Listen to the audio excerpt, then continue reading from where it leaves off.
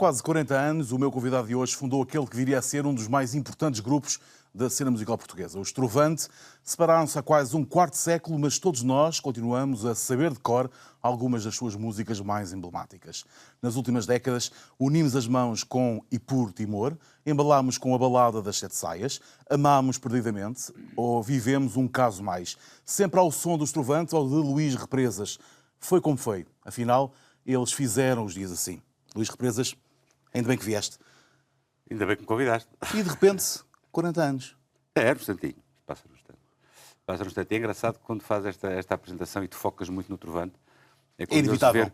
Não, é inevitável, mas é curioso ver que com o Trovante foram vividos 16 anos. E o resto da tua carreira? Até 40. Mas é muito engraçado como essa...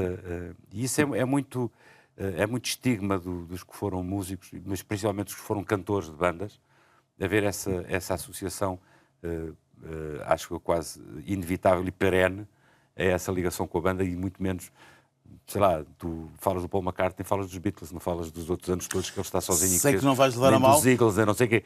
Não, o que eu estou a dizer com isto só é uma constatação do que é curioso isso acontecer.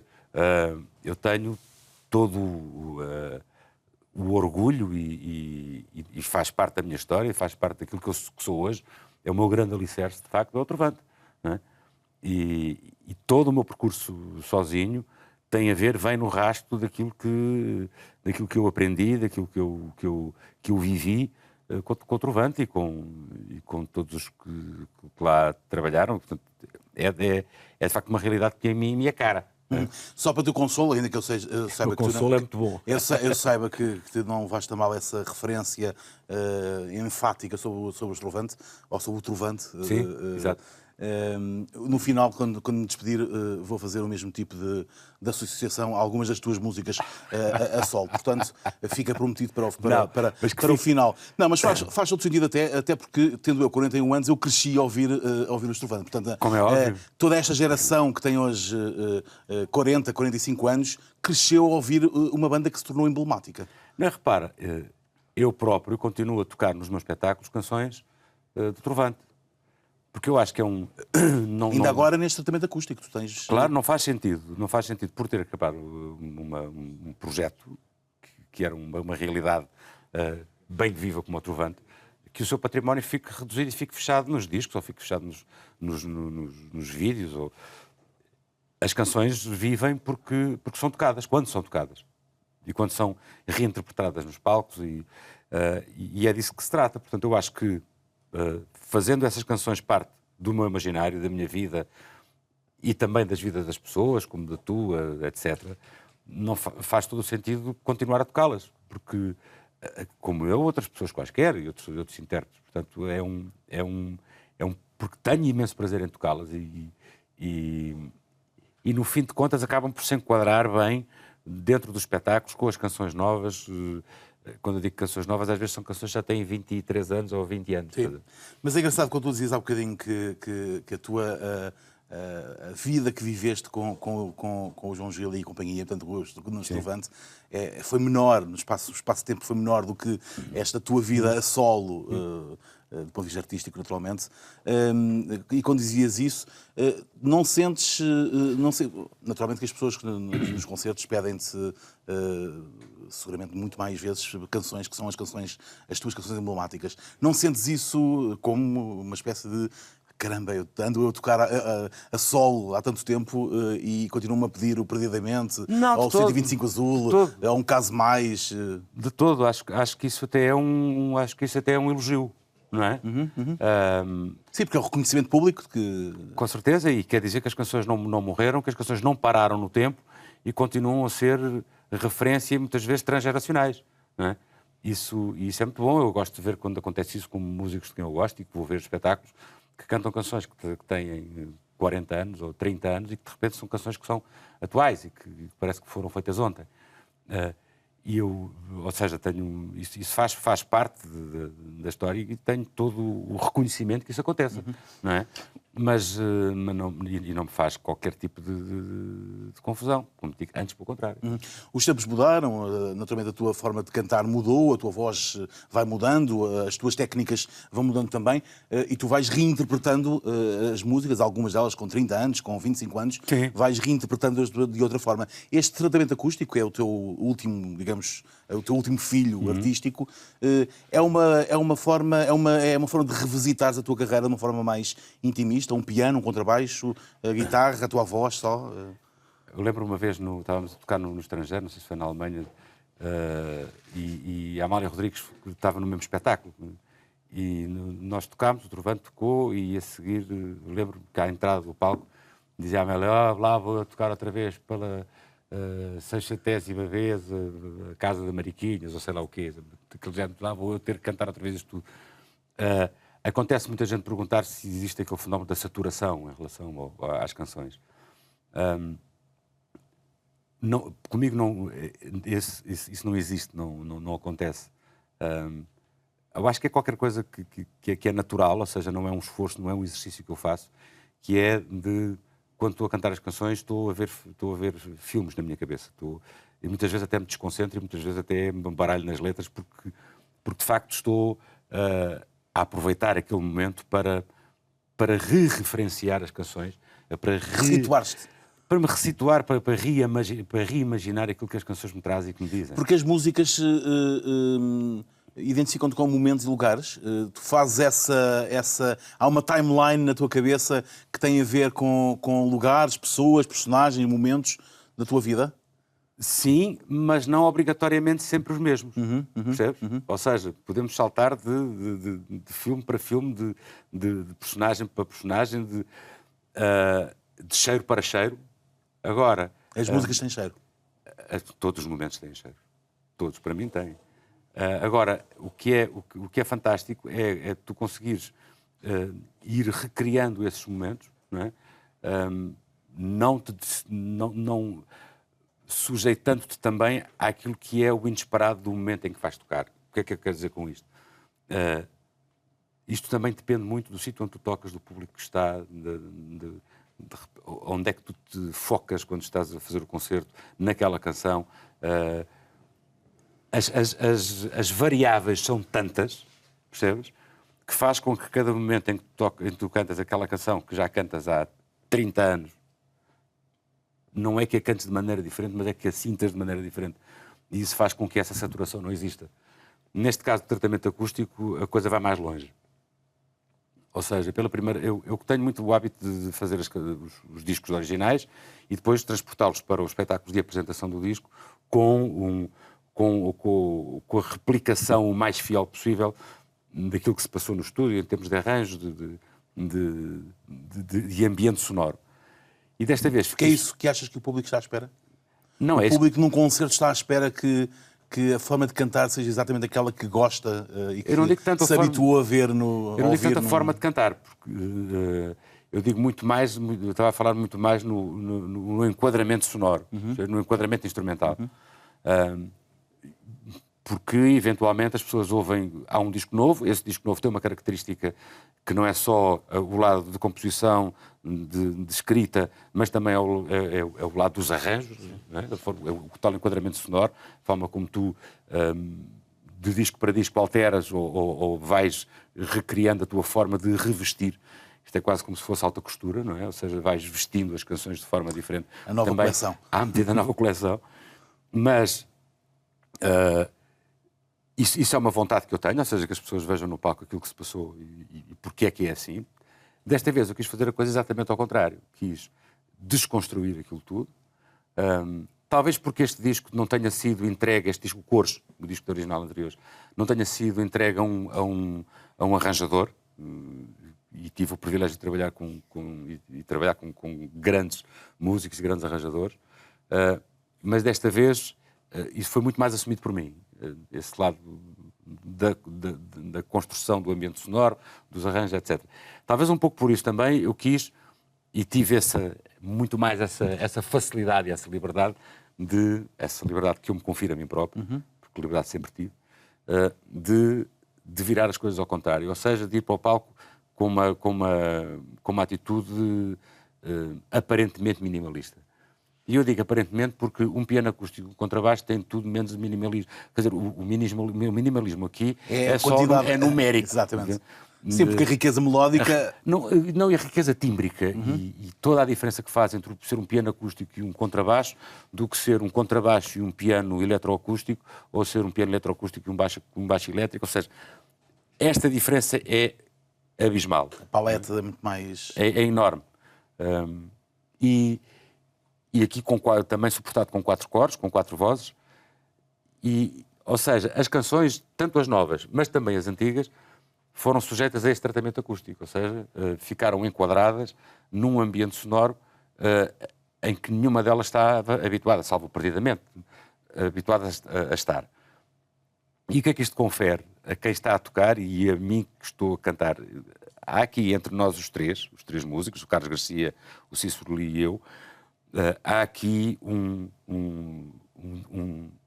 triálogo em que nós nos surpreendemos uns aos outros, ou seja, a liberdade interpretativa que há e de execução não é a mesma que existe quando estão 7 em palco. Quando estão 7 em palco as coisas têm que ser muito mais senão era uma anarquia. Senão é uma anarquia total. Embora haja sempre, e sempre houve espaço a algum improviso e alguma inventividade, não é tão grande quando somos 3. Em 3 não há choque possível. Quer dizer, possível é, mas possível não é... Agora, quando de facto temos músicos da qualidade do Carlos Garcia, do Cícero Lee, só muitas vezes uma sugestão de um fraseado no piano ou uma inflexão rítmica ou harmónica influencia a minha forma de cantar porque me surpreendeu e a forma do Cícero tocar no contrabaixo porque o surpreendeu também a ele. Ou seja, este tipo de interação que é de facto que confere a este disco, a este formato e a este espetáculo uma atitude completamente diferente em relação à abordagem das canções, sejam elas as mais recentes, sejam elas as mais antigas. Não é? E para mim, voltando um bocado com a conversa atrás, lá está outra vez a recriação das canções, a re-referenciação, quando digo não estou a gaguejar, é mesmo assim, daquilo que tu vês e aquilo que tu sentes quando estás a cantar. E a maneira como que varia, às vezes, de uma forma abrupta, de um concerto para o outro. Alguém me perguntava-te isso das pessoas te pedirem normalmente muitas vezes as mesmas músicas, ou ouvir ali 3 ou 4 músicas que são habituais em ti, porque ainda há poucos meses tinha aqui o Paulo Carvalho, de quem gosto muito, e ele dizia-me que na sua carreira toda, que é muito longa, as pessoas continuam a pedir-lhe muito, por exemplo, os Meninos do Ambo, o E Depois do Adeus, e que ele canta sempre por respeito às pessoas, por respeito às pessoas que lhe construíram a sua carreira. Claro. Embora muitas vezes artisticamente já lhe apeteça mais cantar outras coisas que não sempre aquelas que são as músicas de sempre. Ele tem toda a razão, com certeza. Às vezes, quando nós vemos a lista do repertório que temos construído ao longo destes anos todos e começamos a ter a noção a que é que esse repertório foi reduzido, às vezes é uma dor de alma. 20, 25 músicas, nem tanto, não é? Nem tanto, estamos a falar às vezes de 4, 5, 6, sim, não é? Sim. E há canções que ficam no escuro. Que às vezes são melhores até do que... Não digo que são melhores ou são piores, mas são canções que para nós que as fazemos, que somos ou que as cantamos, às vezes até podem nem ser nossas, tiveram um significado e vemos a riqueza que existe dentro delas e estamos sempre com essa dor de alma de não as trazer cá para fora. Às vezes apetece fazer um espetáculo inteiro e 2 provavelmente não chegariam das canções que desculpem lá, mas agora foram escondidas. Agora mando eu. Agora é comigo, não é? Agora, é evidente que isso é de uma violência enorme, ou seja, temos de facto aqui um momento muito especial em que o público é para aquilo que vai, não é? Cá seria curioso fazer um espetáculo desses, ver quem é que iria. E por mais que gritassem que queriam ouvir a Feiticeira ou que queriam ouvir... Não canto. Aliás, quando eu fiz o espetáculo no Campo Pequeno há 5 anos, ou 6, em que convidei a Simone, convidei o Pedro Paes, etc., não sei o quê, no Campo Pequeno, o Perdidamente apareceu como encore. Né? E foi mesmo aquela... E as pessoas estavam... Mas porquê? Como é que é possível ele não cantar o Perdidamente? Foi um exercício violento, dizer assim, apertar a coisa. Não, agora é assim como eu quero. Mas seria curioso fazer essa experiência de cantar só canções, só cantar, agora já não há lados A nem lados B, mas cantar só as últimas faixas dos lados B, e posso-te garantir que seria uma surpresa. Não é? Isso talvez seja um exercício que se pode fazer no estrangeiro, onde de repente o nosso trabalho é maioritariamente desconhecido, e o meu trabalho é maioritariamente desconhecido, e de repente, em certas ocasiões, pode fazer isso, e pode ser muito curioso, e pode ser alguma catarse que se vai fazer lá fora. O Perdidamente deve ter sido a música que mais cantaste. Sim, talvez. Talvez. Mais do que o 125 Azul. Não, talvez 125 Azul. Não, eles são contemporâneos. Eles são do mesmo disco. São do mesmo disco. E sim, talvez isso logo a seguir a Feiticeira, provavelmente. Que já é a tua fase a solo, ainda que com o Paulo Milanês. Sim. Mas já é a tua fase. É o primeiro disco. É o primeiro disco a solo. E que é uma enorme música. Mas é curioso essa... Mas agora repara, quando estávamos a falar nisso, repara a violência de quem vai ver um espetáculo. Imagina-te ir ver um espetáculo de alguém que tu conheces e que tu gostas. Pode ser tu? Que és fã. Não, mas alguém que és fã, por exemplo, e chegas ao espetáculo e ele não canta uma daquelas que tu queres ouvir, que são emblemáticas. É uma chatice, quer dizer, sais lá aborrecido com o senhor, não é? Sim. Se eu for ver um espetáculo de James Taylor e ele não cantar o You've Got a Friend, eu saio de lá aborrecido. Sim. Não é? Sim. Esquece-se de qualquer coisa. Esqueceu-se de qualquer coisa. Porque são aquilo, já não me lembro o que é que chamava isso, as bandarilhas, são aquelas que são incontornáveis. E servem muito, repara, entrando aqui num lado um bocado mais técnico, que é a forma como se monta um concerto, ou seja, o enquadramento, isto é importantíssimo, a maneira como as canções se ligam umas às outras, ou seja, porque é que esta vem a seguir da outra e porque é que a outra vem a seguir da outra. As pessoas não têm noção disso. Não fazem ideia do que é aquilo que tu tens, a forma que tu tens de colar as pessoas ao espetáculo e não deixar que elas se afastem. Funciona como teaser, não é? Que elas não se afastem. Funciona como de facto é o imã que te põe, é o campo magnético que te põe agarrado ao concerto. E essa ligação, essas canções, que são as canções fortes, tais bandarilhas, as canções pilar, fazem com que o sítio onde estão postas, onde são colocadas, dê imenso jeito. Não é? Porque as canções novas, que as pessoas conhecem menos, de repente estão encostadas a essas canções. Claro. E faz a forma de embalar. Não, e faz com que a atenção não se disperse. Não é? Mas cada vez mais, repara, os hits, nunca te esqueças disto, os hits, os êxitos, os sucessos, antes de serem sucessos, eram canções que ninguém conhecia. Até que alguém as tornou sucesso. Até que os meios de comunicação se tornaram sucesso.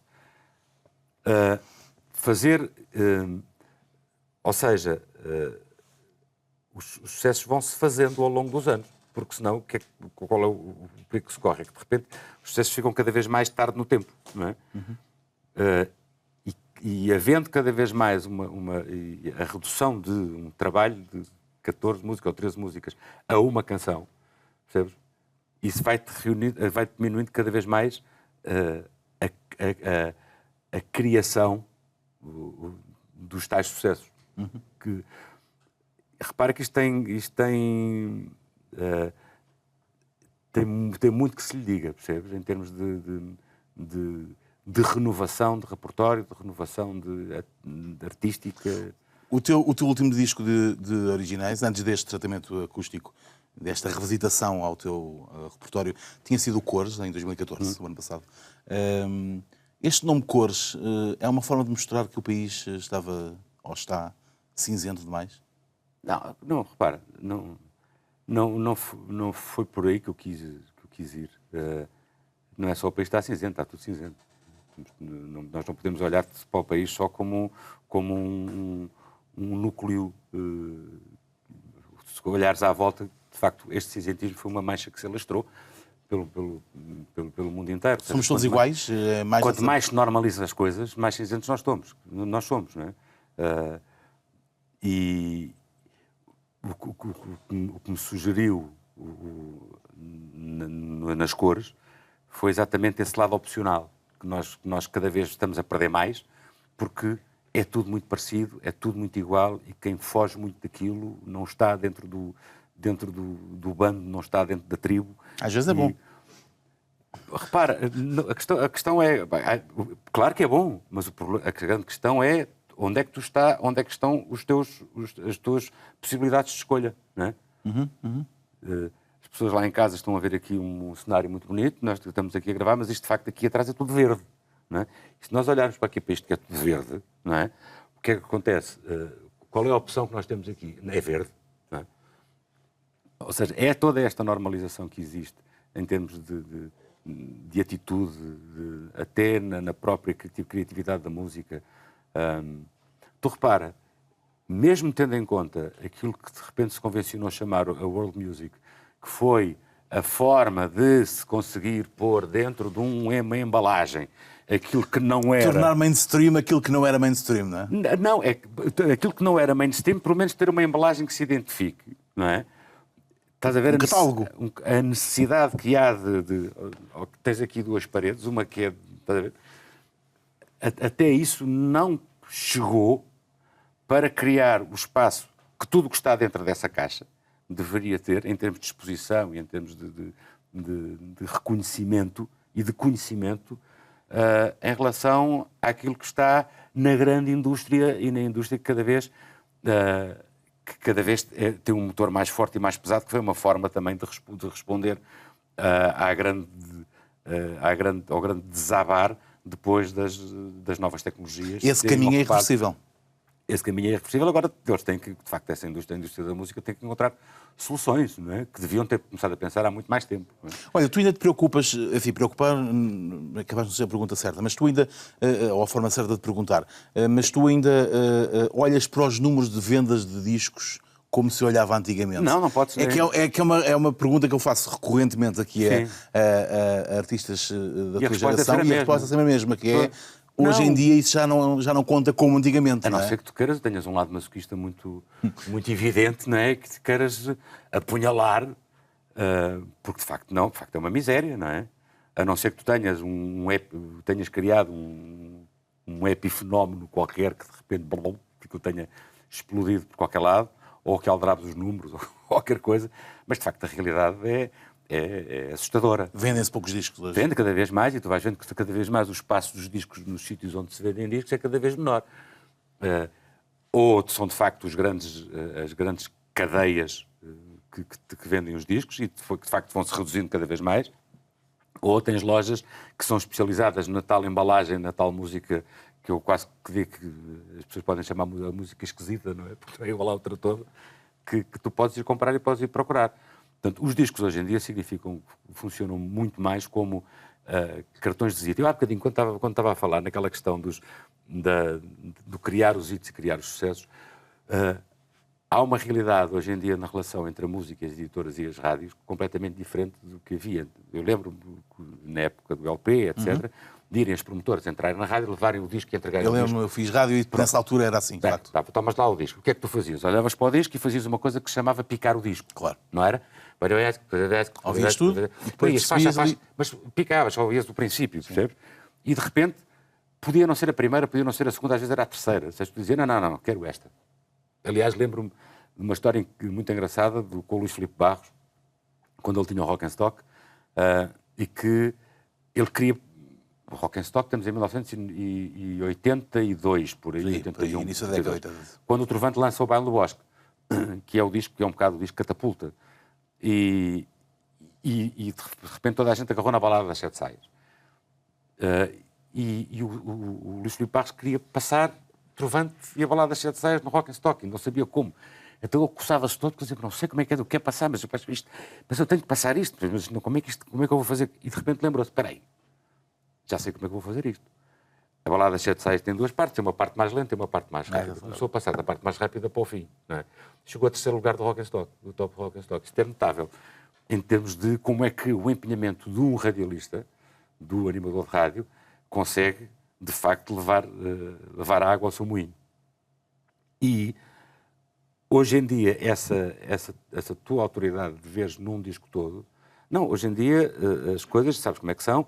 As editoras enviam para as rádios todas o single que a editora acha que é o primeiro single, o segundo single, pronto. Que acha que é. Eventualmente a rádio, não é? está no seu direito de dizer assim, epá, este single não tem, esta música não tem cabimento, mas também não sabe quais são as outras 12 que lá estão. Percebes? Portanto, este tempo, e eu não estou aqui a fazer nenhuma crítica agressiva, antes pelo contrário, estou a dizer que este tempo que havia de eu vou ouvir o disco para casa, vou escolher qual é a música que me interessa a mim, na minha estação ou no meu programa, para tocar, é cavalgado por uma opção de uma canção que, de repente, tem que servir... E é imposta. E que tem que servir toda a gente. Para as rádios todas. Claro. Eu acho isto é completamente antinatural. Não é? E, de repente, estamos a ouvir Luís Represas, a mesma música de Luís Represas, em todas as rádios que passam Luís Represas. Repara, transpõe isto para os espetáculos ao vivo e eu fazer o concerto que faço, por exemplo, num auditório... Igual ao que fazes... Não, e de repente agora vou para o Festival do Sol da Caparica, sim, não é? Sim, exatamente sim, com a mesma formação, a barraca, não é? Porque as coisas não funcionam, não joga a bota com o perdigota. Percebes? Vamos recuar um bocadinho. Como é que a música aparece na tua vida? Desde muito cedo, tu compraste a tua primeira guitarra aos 13 anos. Não, começa muito antes disso. Eu, quando era pequenino... Tu nasces em Lisboa? Nasci em Lisboa, aqui na Rua dos Navegantes, ali na Lapa. Obviamente não nasci lá, nasci na maternidade. Sim, claro, é evidente.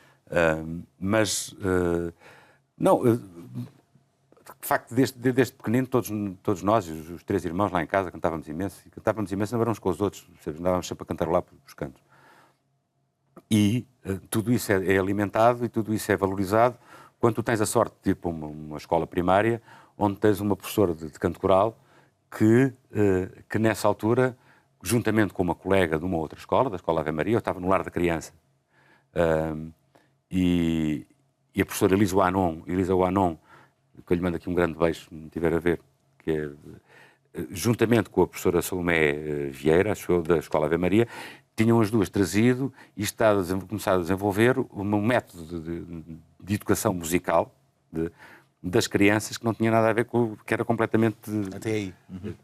Não digo revolucionário, mas com uma modernidade que nós tivemos a sorte de apanhar. Que era como? O que eu recordo, e portanto era assim, ou seja, não venham dizer que não era, porque se eu recordo assim é porque era, não é? Isso é que é importante.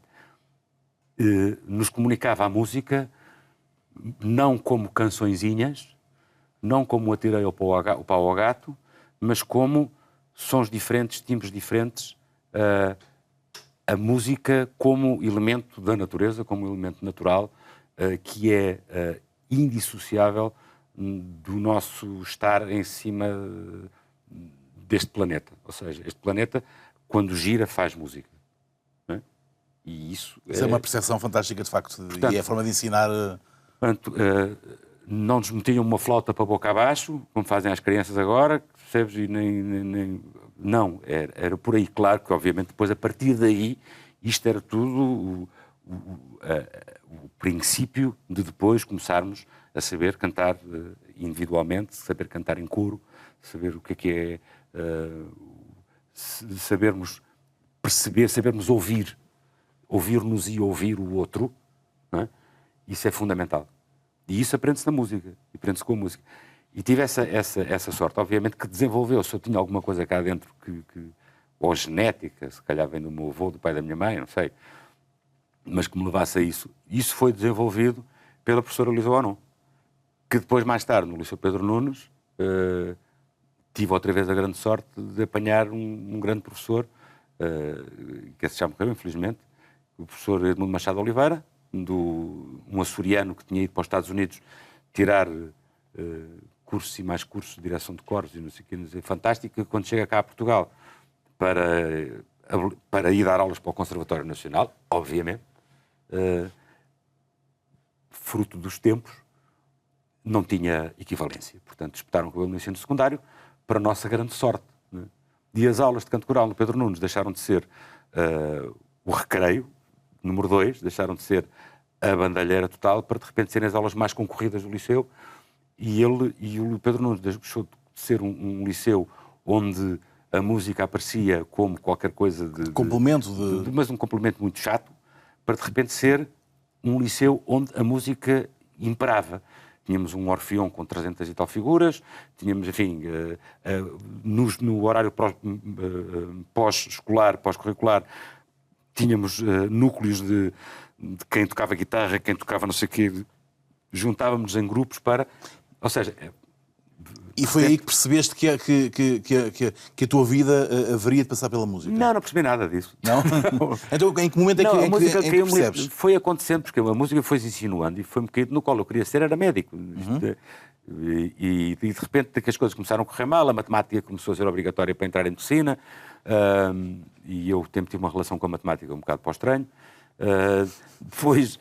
Tu e muitos portugueses. Pronto, e depois veio o 25 de Abril, claro que o 25 de Abril há uma dispersão enorme em relação aos estudos, enfim, e começa de facto a música a ter uma importância séria, em 75, 76, e quando acontece o Trovante e nós nos juntamos em 76 e começamos a fazer o primeiro disco, etc., as coisas foram ficando as outras todas muito mais para trás. E, portanto, a música começou a tomar, de facto, um lugar, sentou-se literalmente ao meu colo. Disse, e agora daqui não saio. E nunca mais saiu. Ou seja, se estava fadado para isso, se calhar, não sei, havia um destino qualquer, não faço ideia. Quais eram as tuas influências musicais nessa altura? Lembras-te então, do que repara, naquela altura estávamos... Era exatamente o que se ouvia. Quando comecei a tocar guitarra, tinha 13 anos, comecei a tocar Cat Stevens, comecei a tocar Neil Young, comecei a tocar James Taylor, era mais difícil, comecei a tocar muito nessa zona de influência, ouvia muito Genesis, Yes, Gentle Giant. Portanto, eras um jovem do teu tempo. Porque... Completamente, era um jovem completamente do meu tempo. Melanie Safka, sei lá, fazia-se muitíssimo boa música naquela altura, mas muito boa música, de facto. Dizes isso com um ênfase, com uma força, quase como em contraponto ao que se faz hoje. Lamento, mas sim. Embora se faça muito, continua a fazer muito... Um paradoxo, até porque hoje temos muito mais... Continua-se a fazer muito boa coisa hoje em dia. Atenção, ninguém está a dizer aqui que tudo o que se faz hoje em dia é uma belega. Claro. Não, nada disso. Não é? Nada disso. O que ocupa os charts e que ocupa a grande indústria hoje em dia é aquilo que eu te digo. É muito mais... É muito mais coisa de fábrica, É muito engraçado, há uma série hoje em dia na televisão que se chama o Empire, não é? Embora aquilo tenha muita treta pelo meio, mas quem vir aquilo vê que, de facto, caramba, a indústria da música, percebes, é essa, de facto, a imagem que se quer passar do que é aquilo. Mas estava-te a dizer que nessa altura, depois também ouves em Portugal coisas que tu começas a ouvir do Zeca, do Sérgio, do Fausto, coisas que tu começas a despertar para que, calma, em Portugal há outra música que se pode fazer, né? Que se faz. E de repente, logo a seguir ao 25 de Abril, nessa altura começa-te a vir música da América Latina que tu não fazias a menor ideia que existia, tanto na zona andina. Temos o golpe do Chile, que tinha sido há muito pouco tempo, portanto, todos os refugiados, os grupos chilenos que estavam... E, portanto, há uma fusão. Aquela história toda dos Parra, começas a perceber quem é a Violeta Parra, quem é Mercedes Sousa, quem são os Inti Limani, os Quilapayún, começas a ouvir música de Cuba que chega, e de repente começas a ser inundado por uma informação de música e com uma variedade, lá está, a tal palete opcional, né, que te enriquece. Por outro lado, eu tive o enorme privilégio poder ter estado com aquela idade, com 20 anos, 21, em festivais internacionais, onde vivíamos durante uma semana rodeados dessa gente toda. Não é? De onde se discutia música, onde se fazia música, onde aí sim, World Music. Música. Aí sim, World Music, ainda nem se fala nada disso, mas imagina o que é, de repente, tu estás a conversar com o Sérgio Ortega, por exemplo, que era um grande mestre chileno que estava exilado em Paris. Enfim, tudo isso dá uma riqueza incrível em que te começas a esquecer exatamente o que é que querias fazer na vida. Essa fusão, essa procura de novas fronteiras e de novos horizontes, tu voltas a encontrar depois do fim do Trovante, quando vais para Havana e escreves e recomeças, digamos, a tua vida musical. O que é que Cuba te deu que ficou tão marcado na tua vida e que ainda hoje tu falas com muita frequência? A primeira vez que fomos a Cuba foi em 78. o Trovante foi ao 11º Festival Mundial da Juventude e dos Estudantes. Um nome grande. E que hoje em dia está na memória daquela gente que, se não é do povo inteiro, pelo menos dos havaneiros, está. De facto, foram 8 dias de festival, foi uma loucura. 8 dias de festival é muito. Estavam 25 mil delegados do mundo inteiro, havia música por tudo quanto era sítio, de facto, Havana. E eu, quando desembarquei, nós fomos do barco, quando eu desembarquei no Porto, tive a sensação que já lá tinha estado, ou seja, que tinha chegado a casa. Sensação estranha, não sei se muitos de vocês que estão a ver isto, ou contigo, já te aconteceu ter chegado a um sítio e dizer, mas que estranho. Não é? E depois, a partir daí, foi uma relação que se criou, de voltar a ir lá, fazer muitos amigos, mas, entretanto, nesses festivais internacionais, já tinha conhecido músicos de quem fiquei amigo, o pessoal dos Moncada, dos Maiwacang, dos Manguaré, o próprio Pablo Milanês, cá em Portugal, cantei com ele em 84, ele teve cá e convidou vários músicos para cantar com ele. Enfim, essas amizades foram acontecendo, mas até 93 não tinha havido ainda, com as minhas múltiplas idas a Cuba, nenhuma abordagem a um trabalho efetivo lá. Acontece em 93, quando acaba o Trovante, e eu vou encontrar, para ir mais à tua pergunta... Sentes necessidade de sair da tua zona de conforto, como hoje Não, é que eu estava super desconfortável. Antes, pelo contrário, fui encontrar conforto. Portanto, saíste da tua zona de desconforto. Porque o Trovante tinha acabado, eu estava completamente como o tolo no meio da ponte. O que é que eu faço agora? Eu saio de dentro de um coletivo, não é? E agora o que é que eu vou fazer? Quem sou eu? Não é? Enquanto músico, quem sou eu? Eu sou músico daquela... Tinhas resposta para essa pergunta ou não tinha, encontraste... andei, pois toda a gente me dava a sua opinião, quer dizer, não é? Claro. Toda a gente me dizia o que é que eu devia fazer, como é que eu devia fazer, o que é que eu não devia fazer, e de repente comecei a ficar quase a gritar, chega, não é? E fechei-me em casa, comecei a compor as músicas que seriam as músicas do primeiro disco, e liguei para o Orlando Echevarria, para o Chava, que era o agente do Pablo Milanês. Falei com o Pablo e ele disse, vem para cá e vem conhecer os meus músicos, vem tocar com os meus músicos.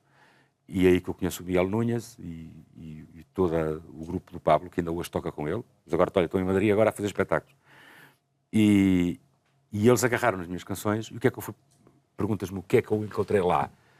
Para já que eu encontrei isenção. Ou seja, ninguém sabe quem eu sou, ninguém me conhece. Portanto, partias do zero, no fundo. Não havia... A todos os níveis. Uhum. Por outro lado, encontro músicos que têm esta capacidade de olhar para o meu trabalho não como qualquer coisa que é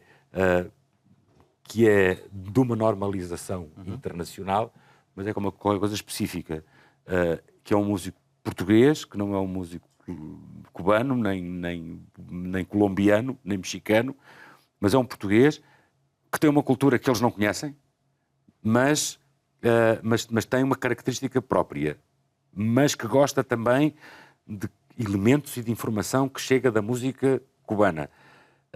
Como é que nós vamos tratar isto sem o agredir e sem o cilindrar? O que é que eu encontro aí? Encontro a tal isenção, encontro genialidade, encontro respeito, encontro um profissionalismo e uma dedicação infinita, dirigida com uma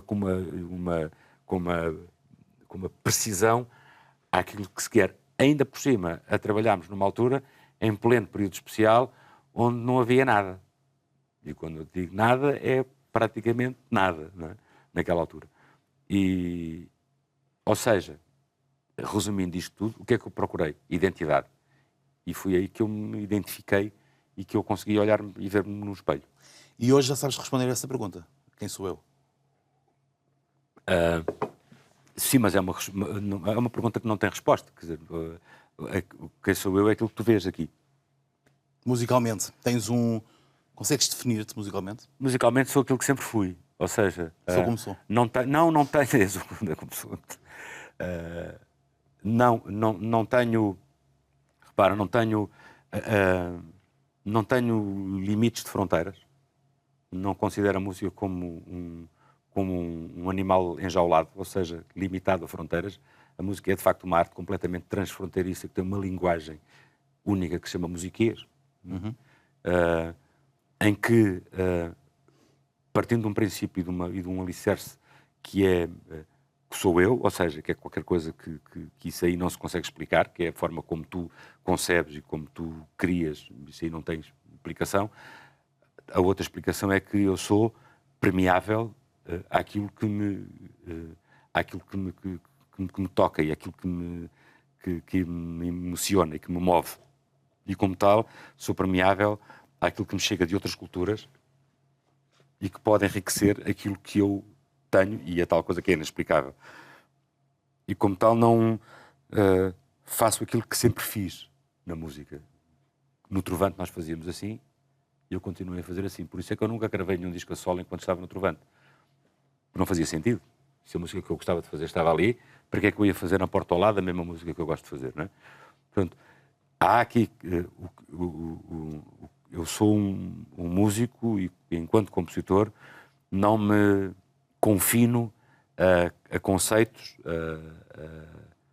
És livre, artisticamente livre. Sou, mas prezo muito a minha impressão digital. Ou seja, aquilo que muitas vezes as pessoas criticam por... quando se põe uma música de um compositor, dizer assim, isto está-se mesmo a ver que é. Eu acho que isso é a melhor coisa que se pode ter. É a impressão digital. Ou seja, andamos toda a vida a procurar a nossa identidade. Quando temos a nossa identidade, somos criticados por a ter. Percebes? Eu acho que a nossa impressão digital talvez seja a coisa mais valiosa que nós temos. Ou seja, sermos distinguidos aos primeiros acordes e à primeira. Luís, foi bom ter aqui. Já acabou? Aqui. 40 minutos passaram no instante. E 40 minutos de conversa em televisão é um luxo, sem interrupções. É um luxo.